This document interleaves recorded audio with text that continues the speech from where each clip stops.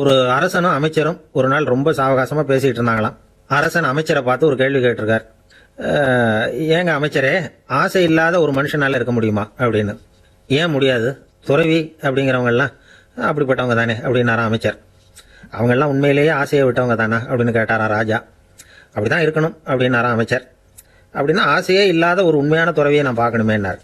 அது என்ன பிரமாதம், அதுக்கு நான் ஏற்பாடு பண்ணுறேன் அப்படின்ட்டார் இவர்.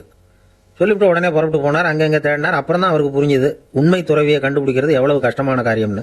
இருந்தாலும் ராஜா கிட்ட சொல்லியாச்சே உண்மை துறவியை காட்டுறேன்னு. இப்போ என்ன பண்ணுறது, ராஜா கிட்ட சொன்னபடி நடக்கலைன்னா அவருக்கு கோவம் வந்துடும். அமைச்சர் ஒரு யோசனை பண்ணார். அவருக்கு ஒரு வழி தெரிஞ்சுது. அதுதான் சரின்னு முடிவு பண்ணார். அதாவது அந்த ஊரில் அவருக்கு தெரிஞ்ச நாடக நடிகர் ஒருத்தர் இருக்கிறார், நல்லா நடிப்பார். அவரை போய் பார்த்தார். இதை பாருப்பா, எனக்காக நீ ஒரு காரியம் செய்யணும்னார். என்னன்னு கேட்டார் அவர். நீ ஒரு துறவி மாதிரி கொஞ்ச நேரத்துக்கு நடிக்கணும். ராஜா வந்து உன்னை பார்த்துட்டு போகிற வரைக்கும் நடி, அது போதும். அதுக்காக உனக்கு 10,000 ரூபா தரேன் அப்படின்னார். அவர் எந்த காலத்தில் இவ்வளவு பணத்தை மொத்தமாக பார்த்துருக்கார்.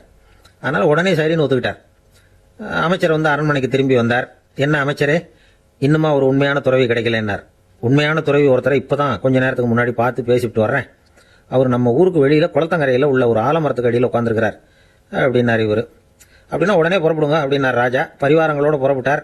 அங்கே அந்த மரத்தடியில் அந்த ஆள் வேஷம் போட்டுக்கிட்டு துறவி மாதிரி உட்காந்துருக்கிறான். ராஜா நேராக போனார். அந்த துறவி காலில் பொத்துன்னு விழுந்து வணங்கினார். உடனே ராணியும் அவர் காலில் விழுந்தாங்க. அடுத்தபடியாக அமைச்சர் விழுந்தார். அவருக்கு தெரியும் இது நம்ம ஆள் தான். இருந்தாலும் என்ன பண்ணுறது, நேரம். அப்புறம் பரிவாரங்கள்லாம் துறவி காலில் விழுந்து ஆசீர்வாதம் வாங்கிட்டாங்க. ராஜா அப்புறமா தங்கத்தட்டில் பொண்ணையும் பொருளையும் வச்சு அந்த துறவிகிட்ட ரொம்ப பணிவாக நீட்டுறார். தாங்கள் தயவு பண்ணி இதை ஏற்றுக்கணும் அப்படின்னு வேண்டிக்கிட்டார். அந்த துறவி பற்று இல்லாமல் அதை பார்த்தார். எல்லாத்தையும் திறந்துட்ட எனக்கு இதெல்லாம் எதுக்காக அப்படின்னு சொல்லி அதை மறுத்துட்டாராம். ஆஹா, உண்மையான துறவியை பார்த்துட்டோம் அப்படிங்கிற ஆனந்தம் அரசருக்கு.